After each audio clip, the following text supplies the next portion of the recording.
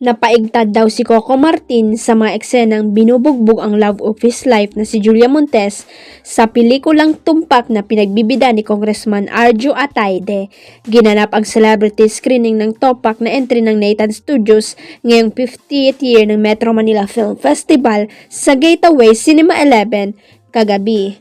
Kwento ng nakatabi ni Coco sa upuan sa tuwing bubugbugin si Julia ay medyo naiiba ang reaksyon nito, pero kitang-kita na sobrang proud ang bida at direktor ng FVJ's Batang Quiapo para sa aktres.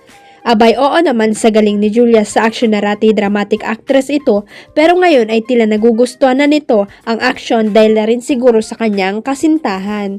Komento nga ni Coco sa ABS-CBN News, dinaig ako sobrang ganda. Ito ang action. Kumbaga nakakamiss. Thank you sa Tupac kasi sa December 25 may mapapanood ang mga lalaki, mga barako, may pelikula silang aabangan. Para sa akin, para siyang nag-upgrade, para siyang pang-international na talaga. Nakaka-proud para kay Direk Richard Soms, kay Arjo, kay Julia, kila Sid.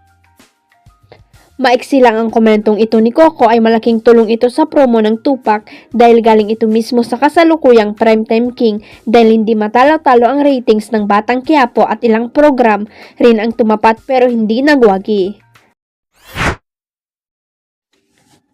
Aliw na aliw ang naging reaksyon ng kapuso primetime queen na si Marian Rivera patungkol sa kanyang famous meme.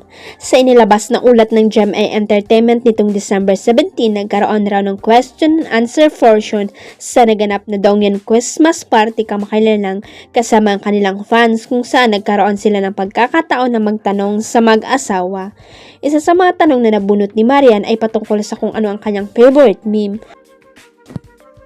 Ma'am, story of my life, sagot ng aktres.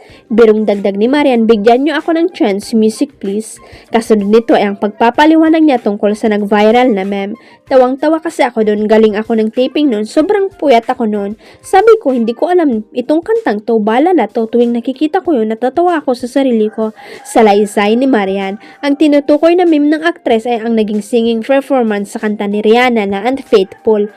Parte ng farewell event na Kapuso Sirena Temptation of Wife ang naging singing performance ni Marian kung saan isa siya sa mga bida. Pero kung kinapos ang talent niya sa pagkanta ay bawing-bawi naman ito ng anak niyang si Sia.